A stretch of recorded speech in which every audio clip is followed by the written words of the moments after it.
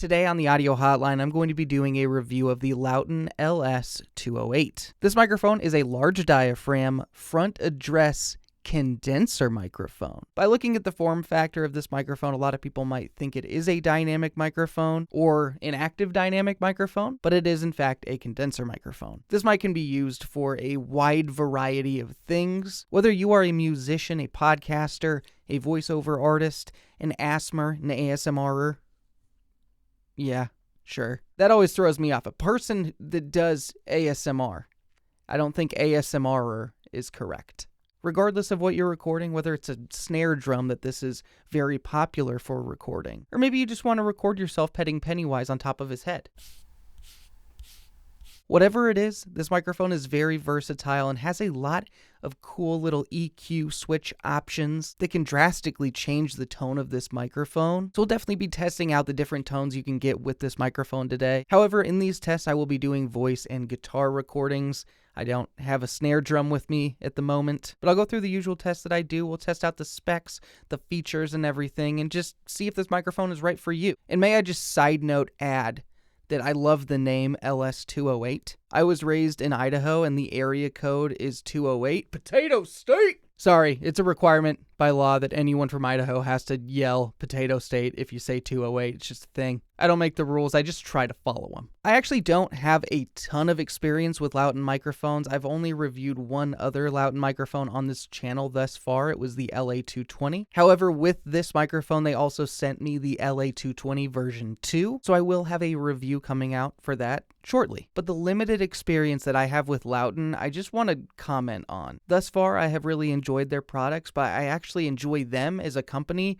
just as much, if not more. I really appreciate their care and consideration for their microphones and their customers. I've received a fair amount of microphones from companies for review purposes, and it's very rare, like nearly unheard of, for a company to actually want to reach out to me and have like an actual conversation, like a phone call about their products. And that's exactly what Lauten does. It's really cool that they care. They are definitely one of my favorite companies to work with. And a part of why I brought that up is to also disclaim the fact that yes, I did receive this microphone from Lauten, but no money exchanged hands. I'm not sponsored on this video or anything like that. I get to say what I want. I get to say my opinion of this microphone. I do my best to save a lot of my opinions till the end of the video and just allow you to have your own opinion before I tell you what mine is. And if you want to share that opinion down in the thing where people say stuff, sometimes mean stuff, go ahead and do that. I do want to let you know that in this review, I will put this microphone up against a couple other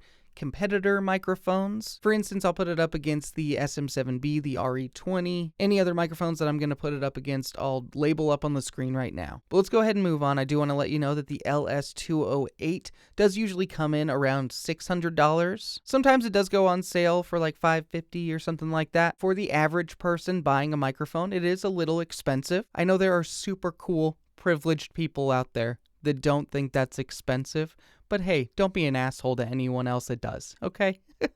But if you did decide to purchase the LS-208 for $600, you would receive what they call a spider shock mount. This does have a 5/8" threading, but it does come with a microphone stand adapter as well. In addition to the more traditional shock mount, you will receive a hard mount, as well as a foam windscreen to protect the transducer element from plosives and debris. This does also come with a hard case that does fit in all of the accessories. All of these accessories are built very well. The shock mount is really nice. Not to mention the microphone build is fantastic, and the foam windscreen is also really nice. Now, the way that this microphone is, they kind of explained to me that if you are using it for spoken word, it is a good idea to use the foam windscreen so you can protect the element inside. Depending on the angle that you have the microphone at and how far away it is, like you probably wouldn't have to worry about it in some situations, but if you're relatively close to it like this, it's probably a good idea to use that foam windscreen. But I will take the foam windscreen off here in a little bit and test it out just so you can hear it. And as long as I've been doing mic reviews and as long as I've had this channel, I have always said I love a good hard case, and I stand by that. I stand by it. Now, aside from the really solid accessories and the build quality, that I really like of this microphone, it also does have a lot of really cool features. One thing that I did briefly mention earlier is that this microphone does have 2 switches on it. They are both 2-stage low and high cut frequency switches. For this first section, I've had the low end just in neutral mode, but I actually have had the 10 kilohertz mode enabled. Now with these filters, there is obviously an option where you can just be in flat mode, but the high-pass filter options are at 50 Hz and 120 Hz, and the low-pass filter options are at 8 kHz and 10 kHz. Now when it comes to high and low-pass filters, with some microphones, they can be pretty lame, to be blunt. There are quite a few microphones out there that have a high-pass filter and it just doesn't sound good at all, it just cuts way too much. But when an employee of Lauten was explaining this to me, they were telling me that these filters aren't as straightforward as it might seem. Like for instance with the 8 kHz low pass filter. It's not just dropping straight off. These filters are more so to give the microphone a new characteristic rather than just being like, okay, drop off. You know what I mean? The guy from Lauten explained it a lot more eloquently than I did, but oh well. When I've had a chance to mess around with these different filters, it's really been a lot of fun and it's made me enjoy this microphone quite a bit. Each of these filters and each combination of different filters really is usable in different ways, and it's pretty awesome that way. So I'm happy to see that some newer microphones are coming out and not just going with the old basic high pass filter. And there's some more interesting options, actually built in to the microphone.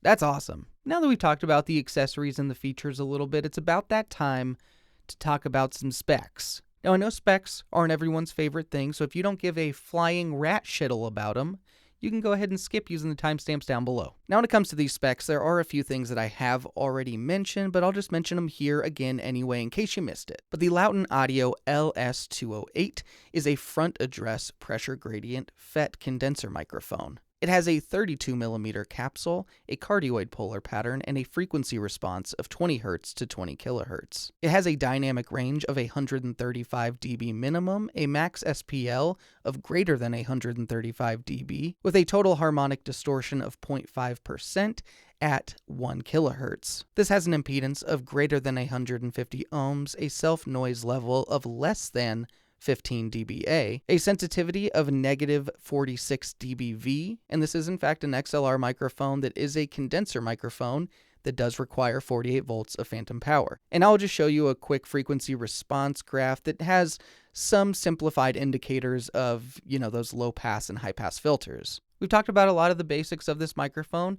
Now let's go ahead and have some fun and do some testing. We're going to switch it up a little bit today. Instead of starting with a proximity effect test, I actually just want to go through and test out the different switches right now. So we'll just do a quick talking test and I'll show you each of them. We'll go ahead and start this test off with this microphone in flat mode, which is what it's in right now. And yeah, I will say that the top end of this microphone does have a little sparkle, a little sizzle to it. We're going to Sizzler, getting some hibachi chicken. And since windscreens can tend to, tame the top end a little bit and change the tone of the microphone slightly, here is the microphone with no windscreen on in flat mode. Now this is the flat bass mode with the 10 kilohertz mode on, which is what I was using before. Once again, this is the 10 kilohertz mode with the flat low end. Now this is the neutral top end with the 50 hertz high pass filter on. And now here's that same mode with the windscreen off. Here is the neutral top end with the 120 hertz high pass filter enabled. And now here's that same mode without the foam windscreen on. Now we have the 10 kilohertz and 50 hertz switches enabled. And here's that same mode without the foam windscreen on. Now we have the 8 kHz mode and the 50 Hz mode enabled. And now here's that same mode without the windscreen. Now here is the 8 kHz mode with the flat low end. Here is the 8 kHz mode with the flat low end. This test is very repetitive. Now here is the 8 kHz and 120 Hz modes enabled. And now here is that same 8 kHz and 120 Hz mode without the foam windscreen. Now it's with the 10 kHz mode and 50 Hz mode enabled. I think I got to all the tests. I got a little lost. I should have wrote it down. Oh well. Even though they did say to use the foam windscreen to save this microphone from any debris or plosives, Oh well, I guess. Let's do a proximity and plosive test. Now, during this proximity effect test and the other future tests, I'm not going to run through absolutely every combination of this switch because it would just take forever. And that's kind of why I wanted to start with the talking tone switch test that I did first. But right now this microphone is in flat mode, and now the 50 Hz high pass filter is enabled, and now the 120 Hz high pass filter is enabled. And just out of curiosity, here's the 10 kilohertz and 50 Hz mode when I'm close to it. Now I'm right on top of this microphone in flat mode with the foam windscreen on. Now I have the 50 Hz high pass filter enabled, and now I have the 120 Hz high pass filter enabled. And now here is the 50 Hz and 10 kilohertz modes enabled. You know, it just doesn't make sense to me to do a plosive test with this microphone without the foam windscreen on, since they did tell me, you know, to use it for plosives. So I'm just going to test it with the foam windscreen on. Here's the microphone in flat mode, and here is a plosive test with some pickled peanuts. Plosive test with some pickled peanuts. Plosive test with some pickled peanuts. Now here is the 50 Hz high pass filter. Plosive test with some pickled peanuts. Plosive test with some pickled peanuts. And now here's the 120 Hz high pass filter. Plosive test with some pickled peanuts. Plosive test with some pickled peanuts. Now, if you're a gamer that's thinking about buying this microphone, here's how it would reject some MX Cherry Blues directly behind it. Now let's go ahead and test the polar pattern with a white noise test.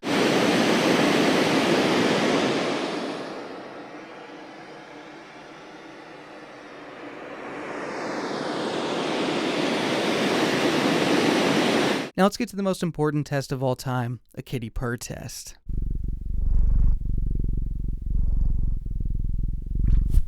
Maybe when Lauten was saying don't get debris on the capsule, they were talking about cat hair. Maybe that's why they specified it. Blue likes it though. He rubbed against it, so it's a winner. Now I'm exactly 1 foot away from the LS-208. Now I'm exactly 2 feet away from the LS-208. Now I'm exactly 3 feet away from the LS-208.